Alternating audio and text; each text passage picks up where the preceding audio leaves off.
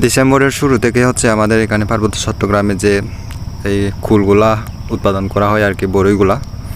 আর সেগুলা যে আমরা যে প্রসেস দিয়ে আমরা ওই সংরক্ষণ করি, সেই প্রসেসটা আমি আপনাদের দেখাচ্ছি। এখানে হচ্ছে আমি শুধুমাত্র এই কীটপতঙ্গরা যাতে এই বড়িগুলোর কোনো ক্ষতি করে না দেয়, সেজন্য হচ্ছে এখানে এই কিছু কীটনাশক স্প্রে করা হচ্ছে আর কি।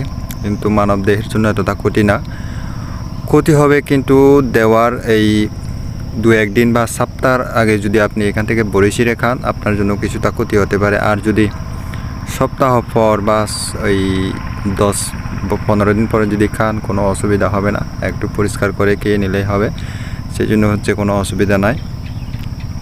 আর এভাবে যদি আপনি এই বড়ইগুলোর কোনো পরিশ্রম না করেন বা এমনিতেই গাছকে ছেড়ে দিয়ে রাখেন, তাহলে হচ্ছে আপনি